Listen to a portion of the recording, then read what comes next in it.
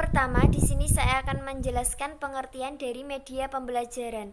Secara harfiah, kata media berasal dari bahasa Latin yaitu kata medium yang memiliki arti perantara atau pengantar.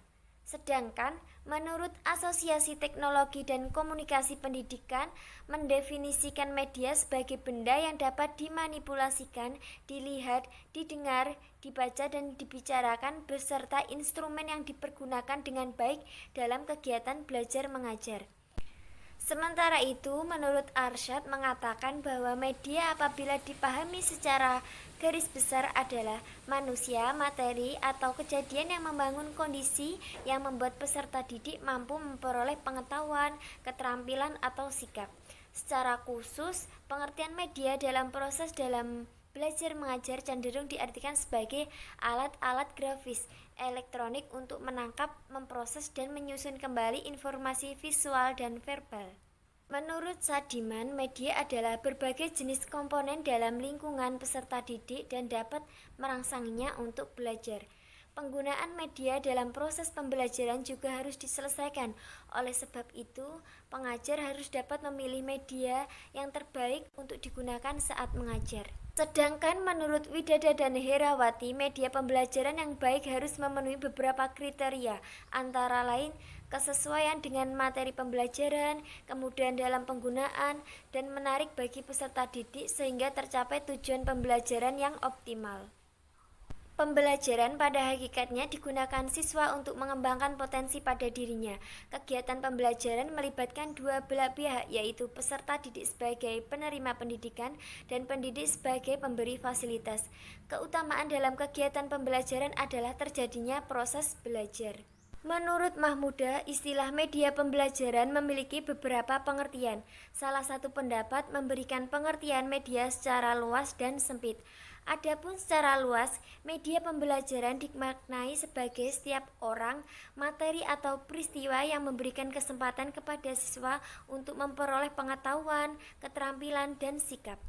Adapun pengertian secara sempit yang dimaksud dengan media pembelajaran adalah sarana non-personal atau bukan manusia yang digunakan oleh guru yang memegang peranan dalam proses belajar mengajar untuk mencapai tujuan.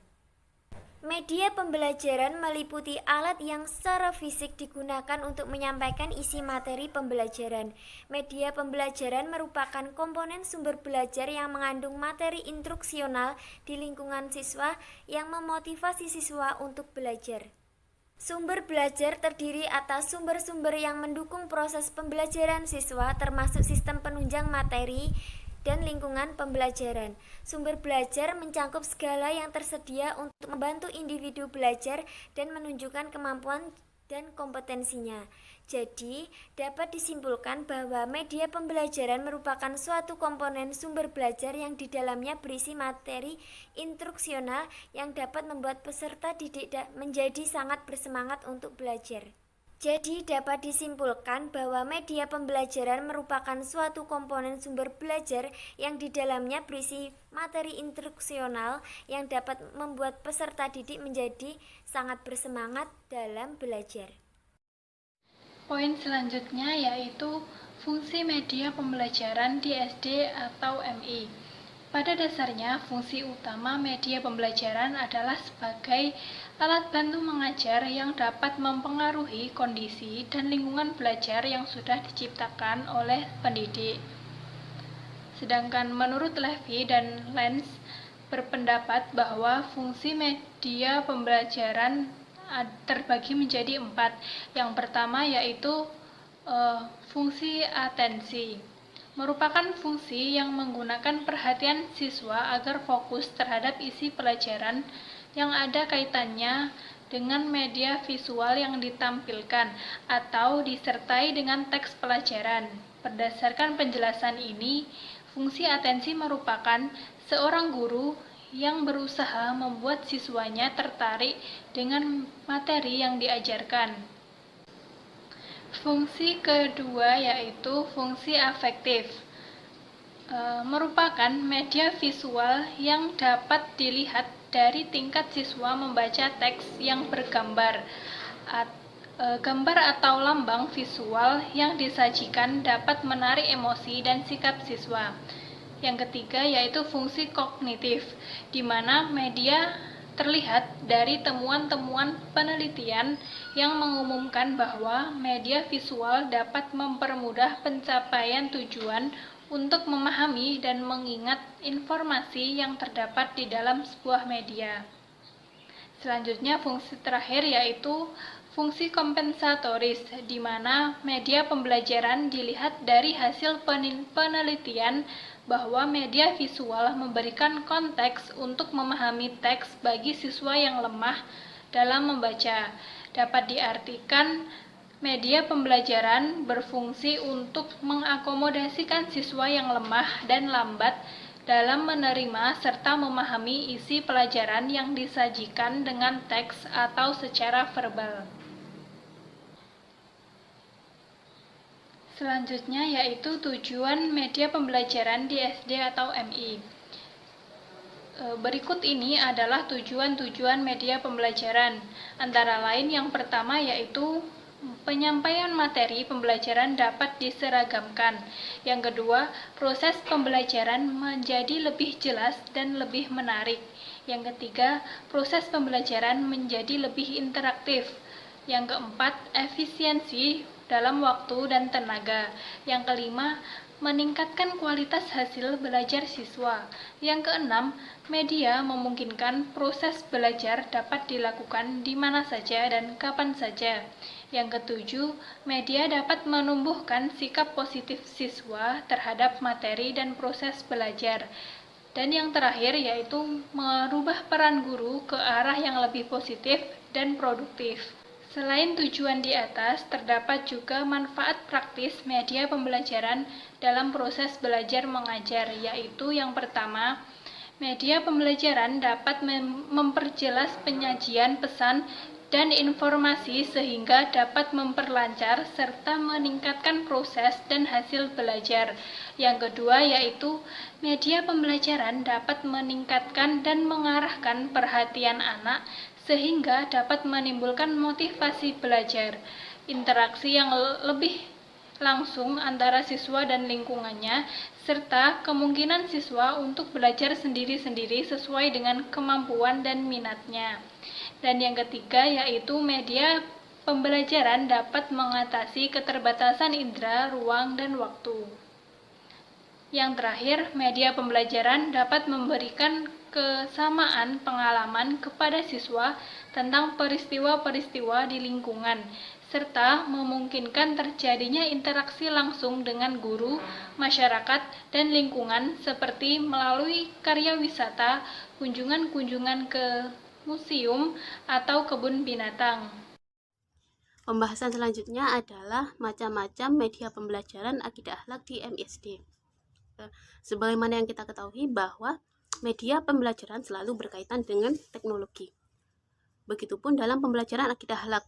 Oleh karena itu, media pembelajaran akidah akhlak juga dikelompokkan berdasarkan perkembangan teknologi.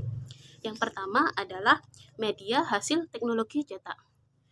Media hasil teknologi cetak ini adalah media yang melalui proses percetakan mekanis atau fotografis, misalnya adalah foto, teks, atau grafik. Yang kedua adalah media hasil teknologi audiovisual. Media akidah akhlak jenis ini adalah media yang dihasilkan melalui mesin mekanis atau elektronik dalam menyampaikan materi, misalnya video, film, dan lain sebagainya. Yang ketiga adalah media hasil teknologi komputer. Media jenis ini adalah media yang dihasilkan melalui teknologi mikroprosesor. Dan yang keempat adalah media hasil teknologi gabungan. Media jenis ini adalah media yang digunakan dalam pembelajaran akidah akhlak dengan melalui gabungan dari beberapa media yang telah disebutkan dan dikendalikan oleh komputer. Selain yang telah disebutkan di atas, media pembelajaran akidah akhlak juga dikelompokkan berdasarkan jenisnya. Yang pertama adalah media auditif. Media ini adalah media dalam menyampaikan materi pembelajaran akidah akhlak dengan mengandalkan pendengaran, Contohnya menggunakan radio ataupun tape recorder ataupun MP3. Kemudian yang kedua adalah media audio visual. Media pembelajaran akidah akhlak ini adalah media yang mengandalkan penglihatan dalam menyampaikan materi, misalkan dengan memanfaatkan foto, gambar, lukisan, dan lain sebagainya. Yang ketiga adalah media audio visual. Media jenis ini adalah media yang mengandalkan penglihatan dan pendengaran dalam menyampaikan materi pembelajaran akidah akhlak. Contohnya adalah dengan film, video-video, maupun dengan film dokumenter. Kemudian yang selanjutnya yaitu berdasarkan daya liputnya. Berdasarkan daya liputnya yaitu dibagi menjadi 3. Yang pertama, media dengan daya liput luas dan serentak. Media jenis ini adalah media yang memiliki jangkauan yang sangat luas dalam menyampaikan materi. Media jenis ini juga tidak terbatas ruang dan waktu. Misalnya, yaitu pemanfaatan radio dan televisi dalam pembelajaran akidah akhlak. Kemudian yang kedua, media dengan daya liput terbatas oleh ruang. Nah, untuk media jenis kedua ini adalah memiliki keterbatasan dalam penyampaiannya, yaitu hanya sebatas dalam satu ruangan saja, misalnya yaitu film rangkai, film, dan lain sebagainya. Jadi penyampaian yang media jenis kedua ini adalah berbatas tempat, seperti itu. Untuk yang ketiga yaitu media untuk pengajaran individual. Nah, untuk yang ketiga ini adalah lebih terbatas dari jenis yang kedua tadi, karena untuk jenis media pembelajaran akidah akhlak yang ketiga ini adalah media yang dikhususkan untuk individu saja, misalnya yaitu LKS atau modul berprogram. Kemudian yang selanjutnya adalah media berdasarkan bahan pembuatannya, dibagi menjadi 2 kategori. Yang pertama, media sederhana. Media sederhana ini adalah media yang bahannya murah, mudah dicari, dan mudah diaplikasikan dalam pembelajaran. Pengaplikasiannya pun tidak terlalu kompleks. Yang kedua adalah media kompleks. Nah, yang media kompleks ini adalah media yang harganya relatif lebih mahal dan alatnya cukup sulit untuk digunakan dalam proses pembelajaran. Selain yang telah disebutkan, media pembelajaran akidah akhlak juga biasanya yang sering digunakan adalah media grafik, misalnya bagan, foto, poster, dan lain sebagainya. Yang kedua adalah media cetak. Nah, media cetak ini juga sering sekali digunakan dalam pembelajaran akidah akhlak, misalnya LKS, buku, modul, dan lain sebagainya. Yang ketiga adalah media proyeksi atau media multimedia interaktif, misalnya OHP, kemudian yang digunakan untuk menampilkan film dan sebagainya. Kemudian yang terakhir adalah media lingkungan sekitar. Pemanfaatan media dengan memanfaatkan lingkungan yang ada di sekitar dalam menyampaikan materi pembelajaran. Selanjutnya yaitu kriteria pemilihan media pembelajaran akidah akhlak untuk MI atau SD. Pemilihan media yang digunakan dalam kegiatan belajar harus memperhatikan tujuan yang akan dicapai. Selain itu, kriteria pemilihan media pembelajaran harus memperhatikan karakteristik media dan ketersediaan media, serta kemampuan mengadakan media. Secara garis besar, kriteria pemilihan media pembelajaran akidah akhlak dikategorikan ke dalam 4 faktor, diantaranya yang pertama yaitu ketersediaan sumber setempat. Artinya apabila media tidak tersedia, maka diperlukan pengadaan dengan mempertimbangkan sumber daya yang ada, baik dengan membeli atau membuat sendiri. Yang kedua, mempertimbangkan ketersediaan dana, tenaga, dan fasilitas yang tersedia. Yang ketiga, keluasaan, kepraktisan, dan ketahanan media. Artinya media yang dipilih dapat dengan mudah dibawa kemana-mana serta mudah pengaplikasiannya. Yang keempat, efektivitas biaya. Dalam pemilihan media, faktor pembiayaan menjadi salah satu hal yang harus diperhatikan. Pada dasarnya, hampir semua media pembelajaran dapat digunakan dalam mata pelajaran akidah akhlak. Namun, sebagai seorang pendidik harus jeli dalam memilih media pembelajaran yang tepat sesuai dengan kebutuhan dalam pembelajaran. Kesalahan dalam pemilihan media dapat menghambat dan menjadi penghalang proses belajar mengajar. Padahal pada dasarnya penggunaan media pembelajaran bertujuan untuk mempercepat dan mempermudah pencapaian tujuan pembelajaran yang telah diterapkan. Agar guru tidak salah dalam memilih media, ada beberapa kriteria dalam pemilihan media, yaitu nomor 1, kesesuaian. Dalam memilih media, harus disesuaikan dengan materi yang akan diajarkan. Yang kedua, tingkat kesulitan. Dalam buku biasanya gambarannya kurang jelas dan kalimatnya mungkin terlalu panjang sehingga sulit untuk dipahami oleh peserta didik. Yang ketiga, biaya.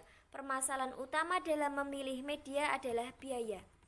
Yang keempat yaitu ketersediaan. Biasanya sekolah yang fasilitasnya rendah karena masalah ketersediaan media. Yang kelima, yang terakhir yaitu kualitas teknis. Media baik memiliki kualitas teknik yang baik pula.